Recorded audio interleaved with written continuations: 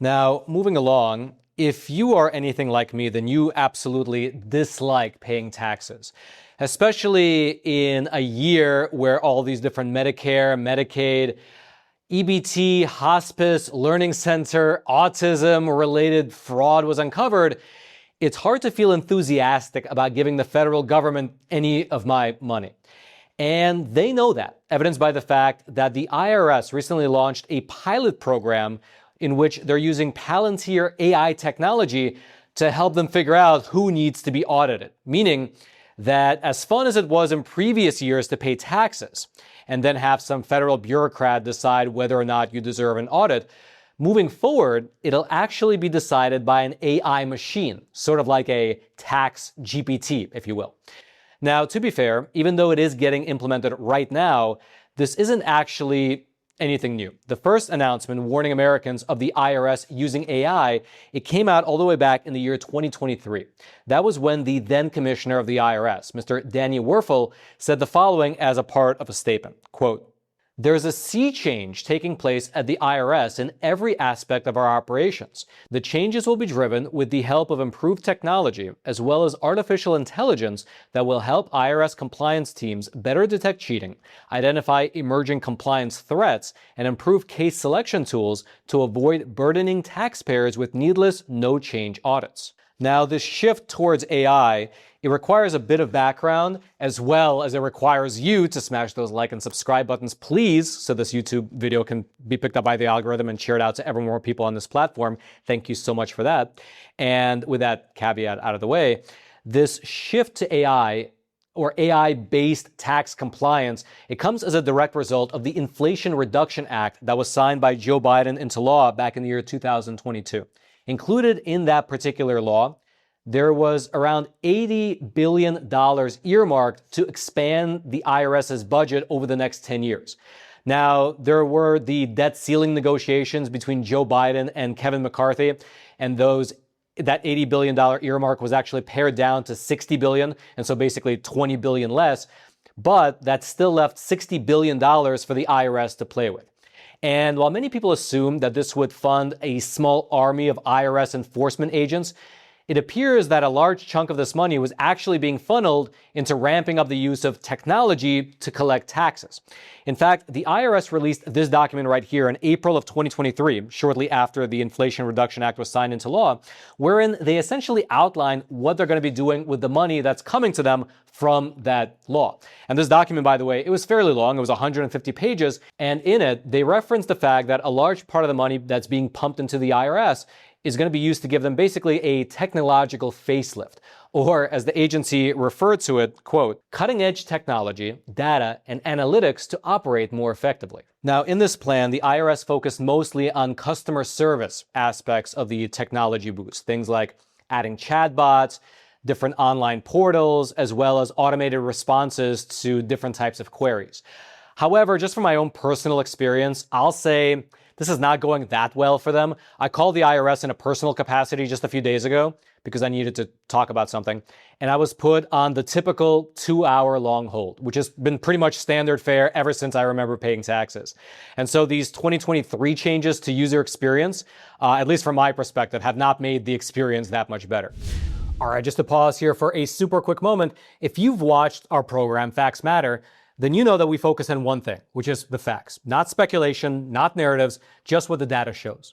And right now, the data globally is pointing in a direction people should really be paying attention to, which is the fact that global conflicts are fueling market uncertainty. That's why I believe in owning something real, something physical, something that the government can't just inflate away, which is physical gold and physical silver from today's sponsor, which is American Hartford Gold, the company that I trust and who I've been personally buying from for many years now.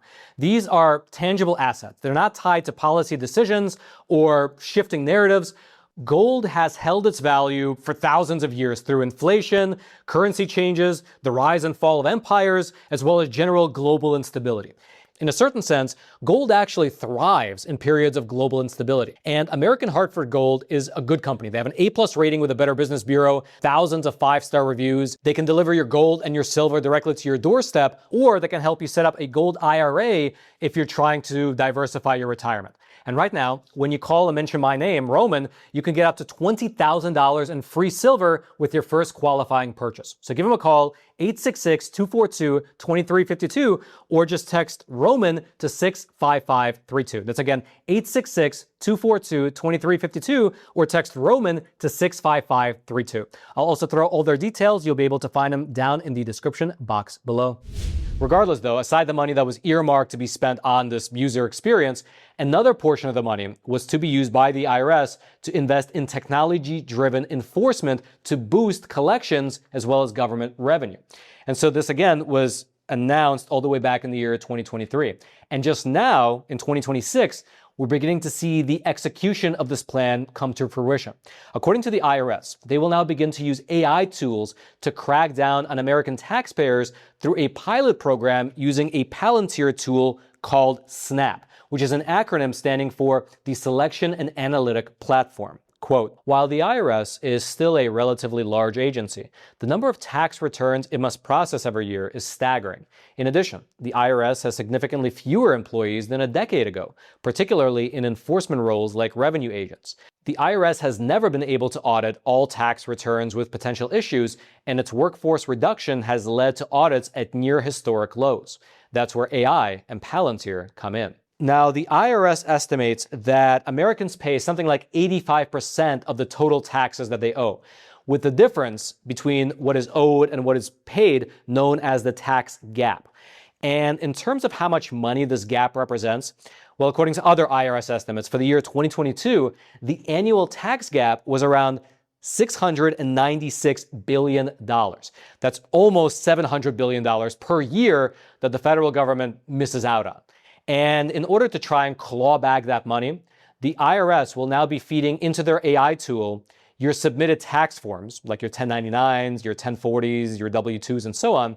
And then the system, the AI bot, will compare that data to data coming from 3 other sources. The first is your previous tax returns in order to establish patterns. The second is publicly available data. And so, for instance, if you have a music band, they can scan your social media accounts, see how many concerts you're playing every single year, and compare that to your stated income to see whether it lines up or not. And then thirdly, the IRS can purchase third-party data about you from different data brokers. All this data will then be fed into the Palantir Snap tools to find patterns and things that might not add up. Here's how the former IRS commissioner explained it. Quote, imagine an IRS employee sitting down to play chess against a potential tax evader, and now suddenly you have IBM Watson on your side telling you exactly how to play the chess game. That's what AI does. It provides the IRS personnel with a much more sophisticated way of seeing the evasion in ways they couldn't see it before. And for the IRS, this change actually comes at the most opportune time, which is fairly ironic if you think about it. Because if you remember, these tools are going online just as the IRS has become significantly understaffed. And the reason why it became understaffed, if you remember, is that a few years ago, there was significant pushback when the Biden administration announced that they would be adding something like tens of thousands of new IRS agents to the agency. And that pushback proved fairly successful, evidenced by the fact that after Trump was elected, within just a few months, close to a third of tax auditors were let go from their jobs. And many people celebrated that fact. However, it appears that those jobs disappeared only to be replaced by AI. According to this report that you can see up on your screen here from the Government Accountability Office, the project is in full swing. Quote, the IRS had 126 active artificial intelligence use cases, applications of AI for a particular business need in its inventory as of June 2025. These 126 use cases included 65 that were either too sensitive for public reporting or were research and development efforts exempt from public reporting. That same report, by the way, contained this graphic here showing how AI will actually work in the auditing process pipeline. The graphic shows how returns get fed through an AI tool, which is trained on historical audit data. It then assesses which returns might be fraudulent or not fully compliant, and it then gives each return a certain risk score. And then a human at the end of that pipeline reviews the work and decides whether or not you get audited. And if the chess analogy holds here, then we can assume that the AI will probably be very good and very efficient at spotting anomalies in the returns, which obviously has people worried about an uptick in audits in the coming future, which, by the way, would be a huge change to the trend that we've been seeing in the last couple of years of audits really going down year after year. Quote, "Audits are one way the severely underfunded IRS can claw back money, but the rate of audits has slipped. According to the Taxpayer Advocate Service, the IRS opened 205,000 audits in fiscal year 2025, down from 335,000 audits in 2024. For comparison, the agency was auditing over 1 million returns a year as recently as 2017. And what might happen in the next few years is that pendulum might swing violently back in the other direction. However, at the moment, we don't know. We'll have to wait and see what ultimately comes from this pilot program with the Palantir Snap tool. But really, whether or not that particular Palantir tool will be adopted, it looks like unless some unforeseeable change comes our way in the next few weeks, months, or years, AI will be an integral part of most things, including taxes. And so once we file our taxes, we can expect within the next decade, the IRS will be using some tool, whether it's Palantir or not, to scan them in the near future. Which is, again, ironic because it seemed like the implementation of this AI is getting fast-tracked to deal with the understaffing issue. People voted to reduce the number of IRS agents, only to perhaps finding themselves staring at an army of AI IRS agents who don't sleep or take breaks. If you want to go deeper into what's publicly known right now about the IRS's current AI setup, I will throw a link to the PDF version of that Government Accountability Office report. You'll be able to find it down in the description box below. It's pretty good. It goes through all the different use cases that are allowed to be shared to the public, and it kind of references the ones that aren't for some reason allowed, but it's good to know about both. And then, yeah, otherwise, if you haven't smashed those like and subscribe buttons, please do so now. That way the video can be reached by ever more people. And then, until next time, I'm your host, Roman from the Epoch Times. Stay informed. Most importantly, stay free.